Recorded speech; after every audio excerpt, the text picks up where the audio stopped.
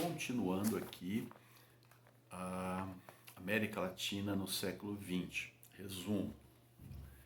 Na sequência do populismo, nós temos o militarismo.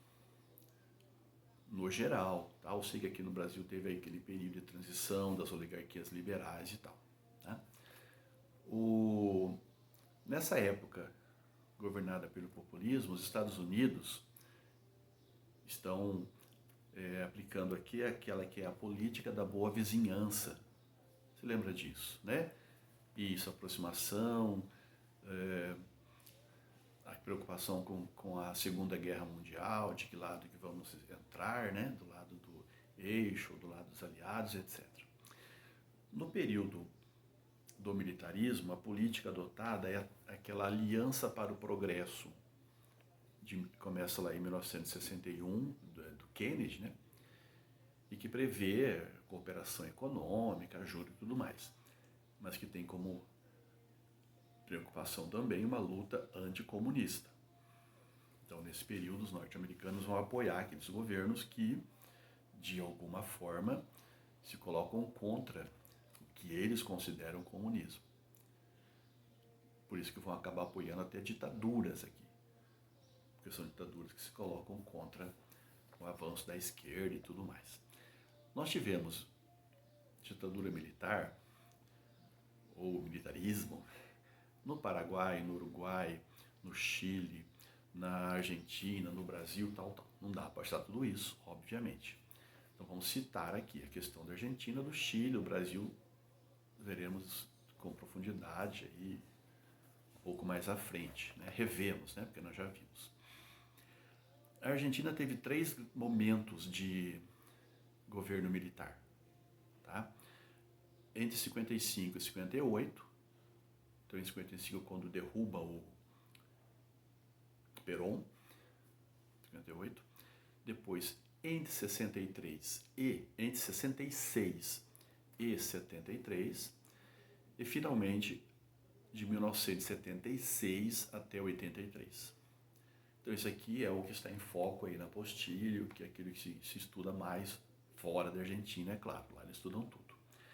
Esse período de 76 a 83 é o que eles falam lá dos desaparecimentos, da tortura, das prisões arbitrárias, da morte de pessoas, tá? Milhares de pessoas. Os argentinos chamam esse período de guerra suja. Guerra suja.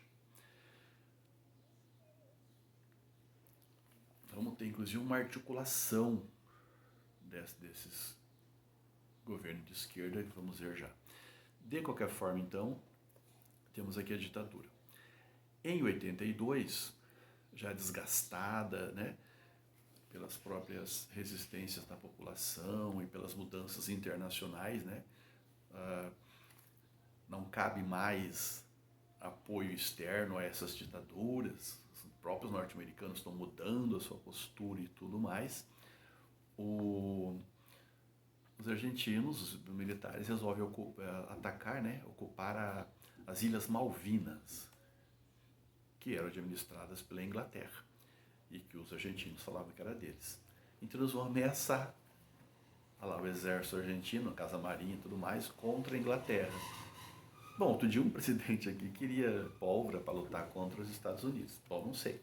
De qualquer forma, foi um fracasso, né?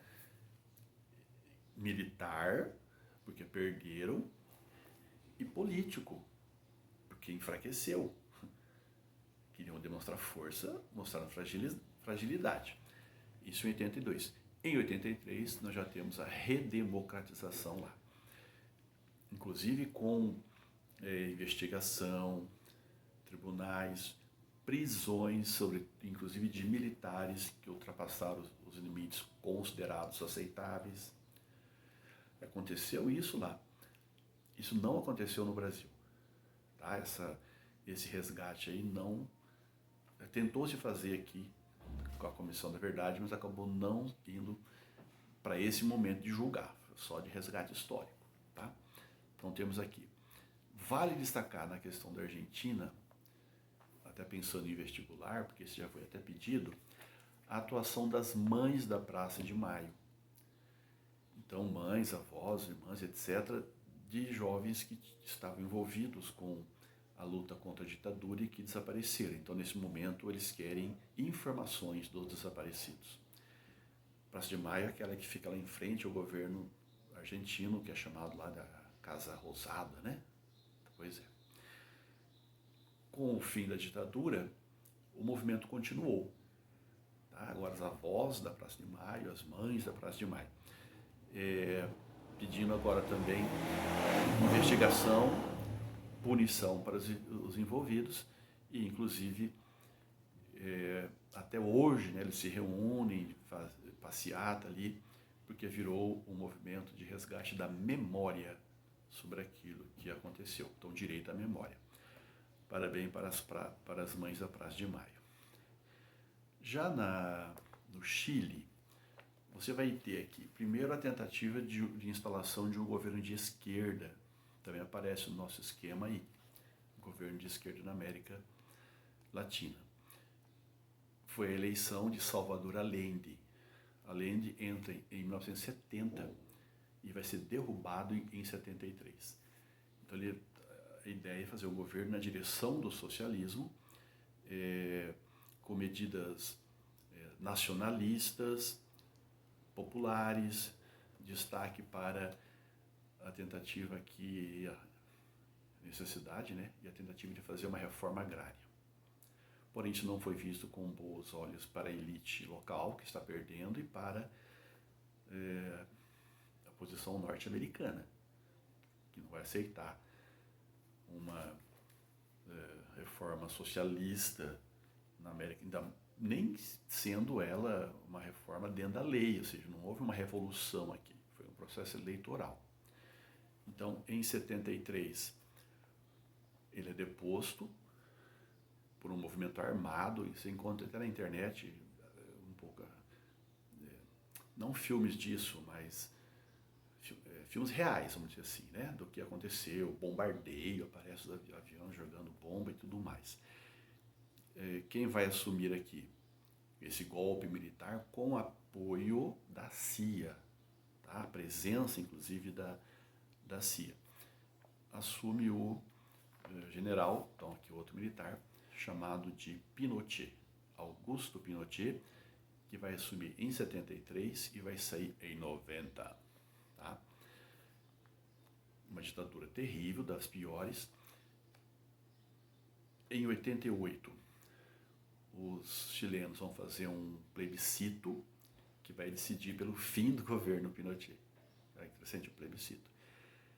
Em 89 tem as eleições e em 90 temos aí um novo governo.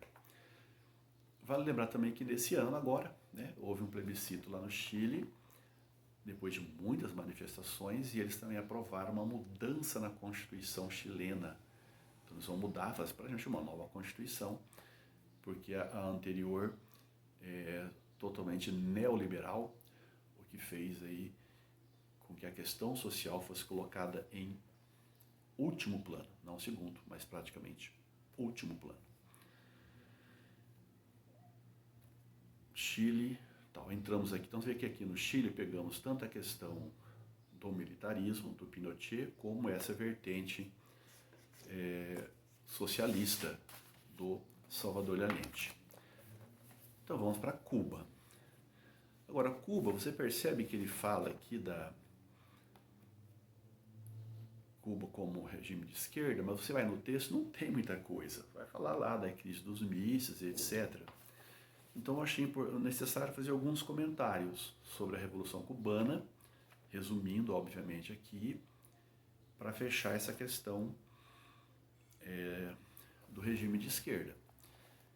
Então veja, ano passado, inclusive, né, 2019, nós tivemos aí os 60 anos da Revolução Cubana, Cuba que fica ali pouco mais de 120 quilômetros dos Estados Unidos, talvez aí a grande importância geográfica, nessa proximidade geográfica, se aproxima da importância política de Cuba.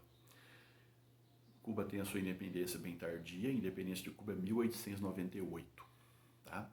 De 98 até 1959, então veja que pegamos um grande espaço, mas porque não temos que ver os detalhes aqui.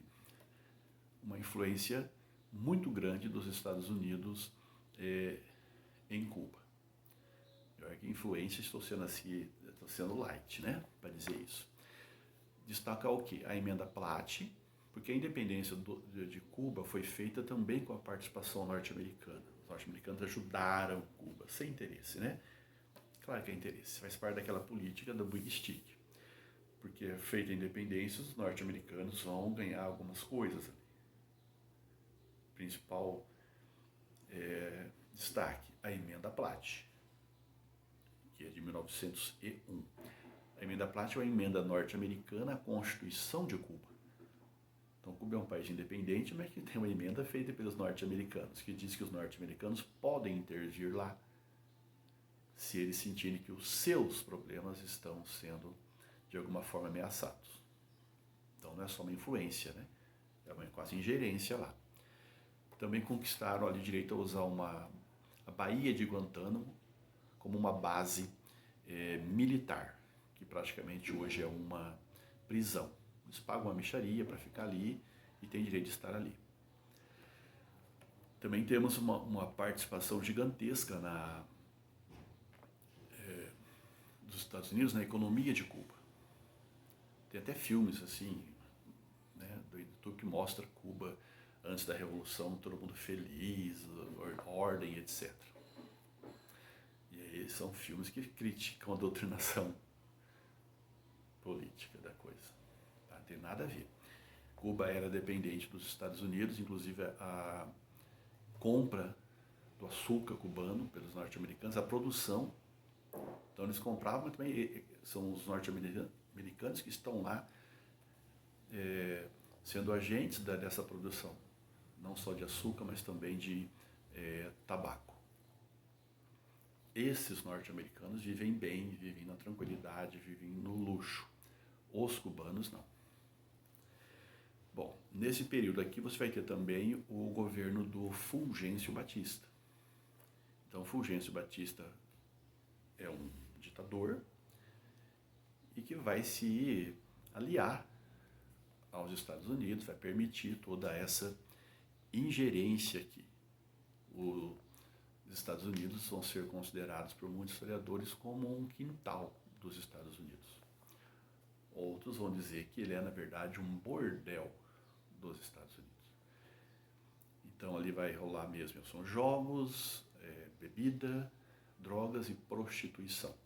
Essa era a vida dos cubanos, não dos norte-americanos ou daqueles que iam passear em Cuba. Tá? As diferenças sociais eram marcantes, como eu coloquei, sobretudo entre norte-americanos e cubanos. Exploração, pobreza, existia ali a pena de morte, existia censura, greves eram proibidas, então temos de fato uma ditadura. Oposições vão acontecendo, mas elas são derrubadas. Em 1953, um grupo liderado pelo Fidel Castro vai fazer aquilo que é chamado de assalto ao quartel de Moncada, que é uma tentativa de golpe contra o Fulgêncio Batista, liderado pelo Fidel em 53. Não deu certo, acabaram presos, muitos foram mortos, mas em 55 foram anistiados. Saíram, ele e o irmão, né? Foram porque o irmão também estava lá. Acabaram indo para o México, encontraram outros cubanos revolucionários e organizaram um movimento chamado Movimento 26 de Julho, em homenagem a essa tentativa aqui do Fidel de 53.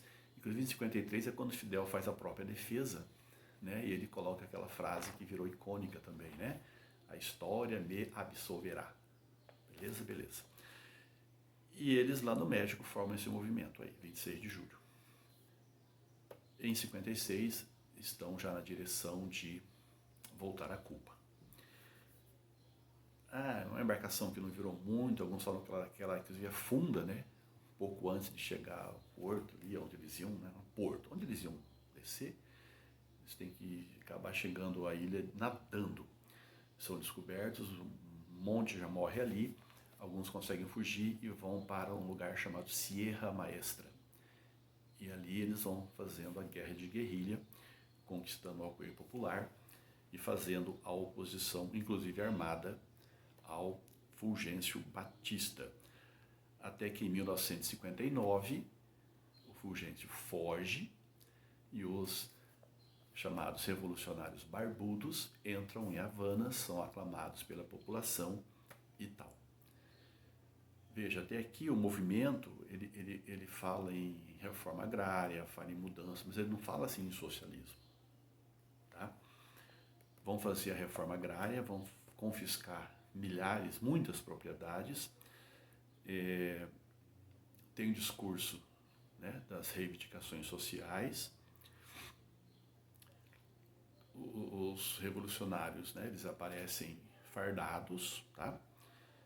Com um discurso anti-imperialista ou anticolonialista e nacionalista nesse sentido. Se aproxima, portanto, ao que acontecia aqui na América Latina, a forma de governar. Não era muito parecido ainda com o que acontecia, por exemplo, na Rússia ou na União Soviética. Tá? Mas essa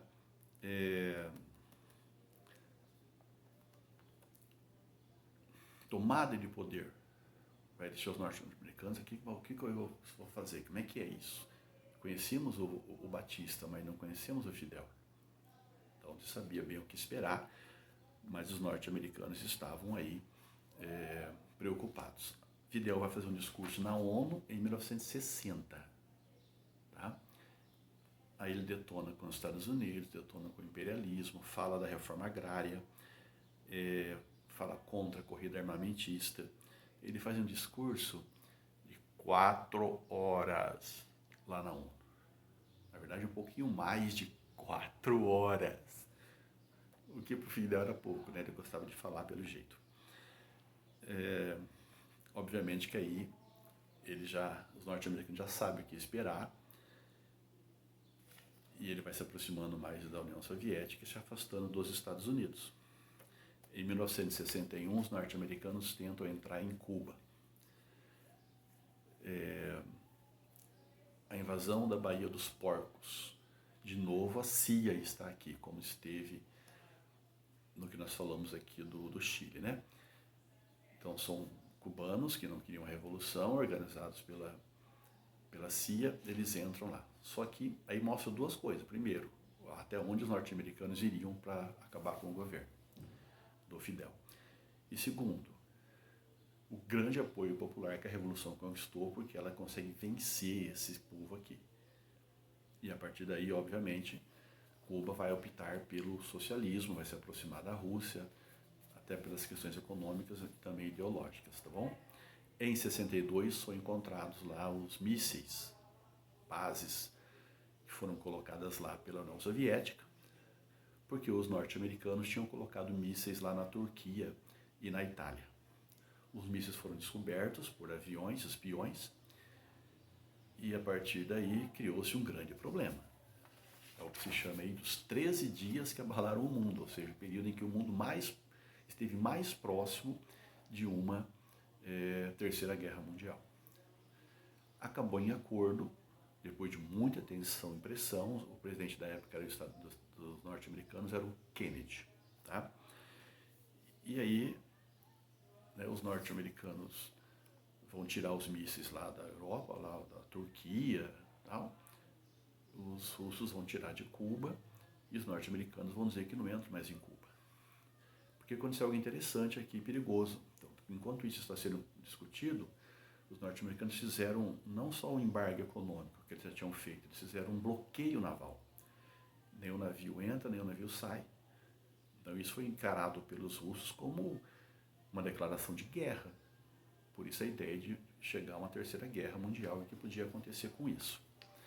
O acordo não foi bom depois para a Rússia, tá? O governante Khrushchev, né, que estava lá, vai ser visto pelos russos como alguém que deu um pé atrás, vamos dizer assim, né? E em pouco tempo ele vai ser trocado. O Che acabou morto, em 67, lá na Bolívia, e a partir de 1991, com a crise da União Soviética, a situação de Cuba ficou muito complicada, porque não tinha mais o apoio do seu grande aliado poderoso e econômico. Cuba tinha conseguido significativos avanços, né? Só para ter uma ideia, a expectativa de vida de Cuba, em 1960, era de 63 anos. Em 2016, era de 79 anos, superior à média da América Latina toda. Cuba tinha, antes da Revolução, um médico para cada 1.000 habitantes. Depois passou a ter um médico para pouco mais de 125 pessoas. A medicina em Cuba, inclusive, tão importante que Cuba manda, né, quando tem ajudas assim, de catástrofe e tal, o que Cuba faz? Manda seus médicos, tá, que vão fazer ações humanitárias. A mortalidade infantil despencou, então a questão social foi muito bem resolvida lá. O embargo econômico prejudicou muito, sobretudo a modernização tecnológica. Cuba chegou ao índice de alfabetização de quase 100%, 99,8%, superiores à maioria da América como um todo. Tá? Por outro lado, mantém um partido único, tá? Então só o Partido Comunista que existe ali, a imprensa é vigiada, tá? Tivemos pena de morte lá até 2003 e etc. Então está aí. Ganhou muito repercussão, né, por causa das mudanças, inclusive, que foram acontecendo nas Américas Latinas, que vários governos de esquerda foram eleitos e se aproximaram, né, inclusive de Cuba. O Fidel deixa o poder em 2008, entregando a seu irmão, o Raul Castro. Em 2014, o Obama descongela aquela questão econômica. Em 2018, você vai ter Miguel Díaz-Canel como o novo presidente lá, alguém que nasceu depois da Revolução. Bom, acho que ainda dá tempo de falar aqui da última parte, que é o México. Vamos ver.